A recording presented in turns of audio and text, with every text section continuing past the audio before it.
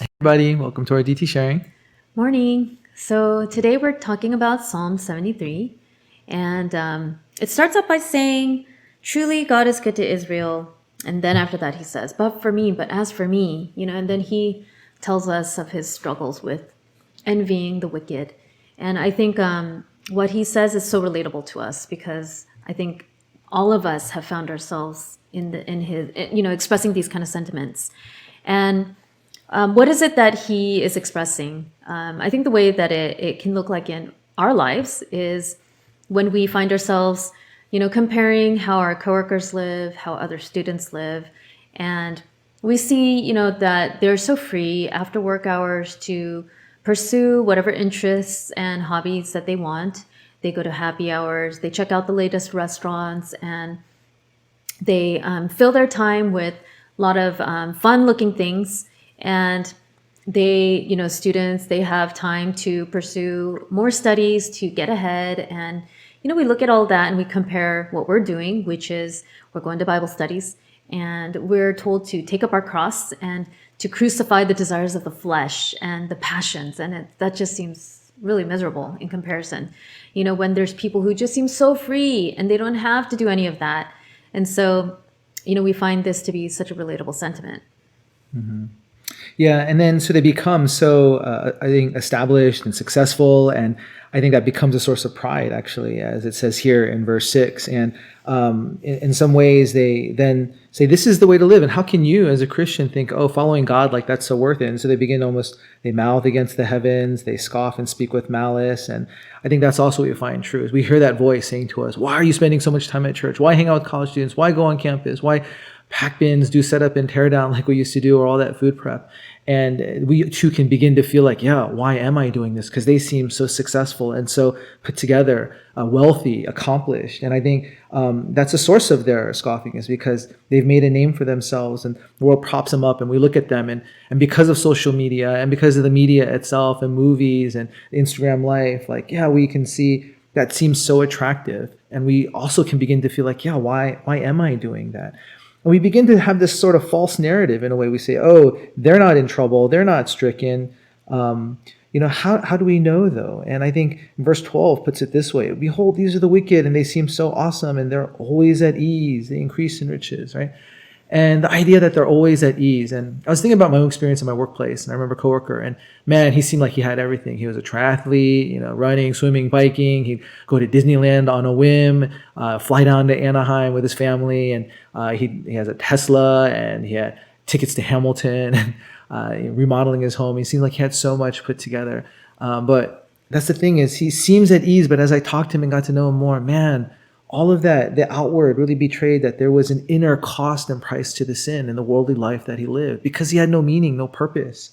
And that was really tragic. And I remember a quote from Pastor Ed from the 2019 senior retreat when he said, the secret anguish of a meaningless life. That's what they're experiencing, the quiet misery of spiritual poverty. And I think that's so true. And so what do? Because they have no purpose and meaning, they anesthetize themselves with anything. These escape to media or actual medication or other means, because a godless life is actually meaningless. And I think that's what that reveals. But it's hard to see that at first and hard to feel it. And in fact, I think in the psalmist here in verse 16, as he tries to understand this, he finds it a wearisome task, because I think it is hard emotionally. We feel like, oh, this seems so good. And so I think that's the thing, though. It is emotional, but if we look at it intellectually, we find there's a deeper answer. Yeah, so how does he resolve this struggle? How do we resolve this struggle? One thing I was thinking about is that perspective is so important. Understanding the context in its entirety is so important. And for example, the wicked, they're fine. And why are they fine? It's because they choose to ignore or deny a critical piece of reality.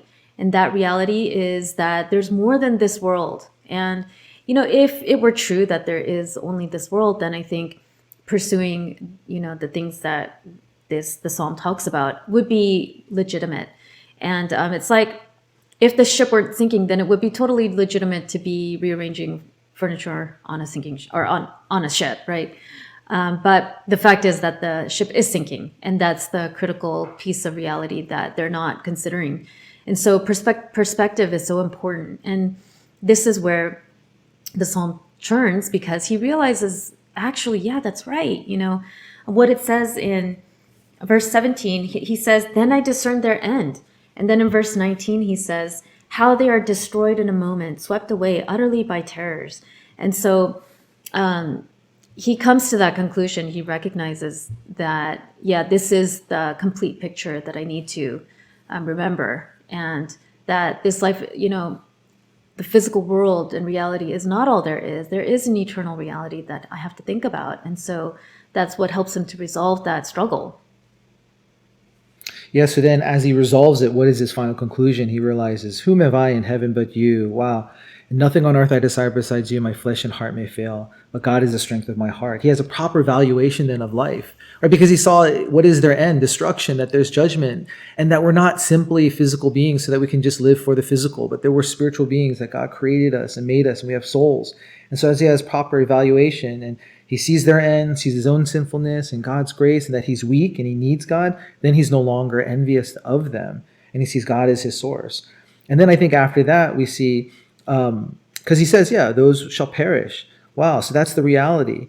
And but for me, I want to be near God. He is my refuge, that I may tell of all your works. And I think here, that's the calling and mission that we get once we experience the truth of that. It's not about the world and falling for the things of the world, but God. He gives us a greater purpose and meaning for our lives, and that we are eternal souls, and so are they. So we need to tell people about that. And so I think the psalmist ends with this sort of vision casting and mission giving to all of us. So I hope as we as we continue on in online ministry, as hard as it is, that we have to remember that this is what we need to do, is tell of all his work. So all right, All right, that's that's it. it. All right, have a good day. Bye. Bye.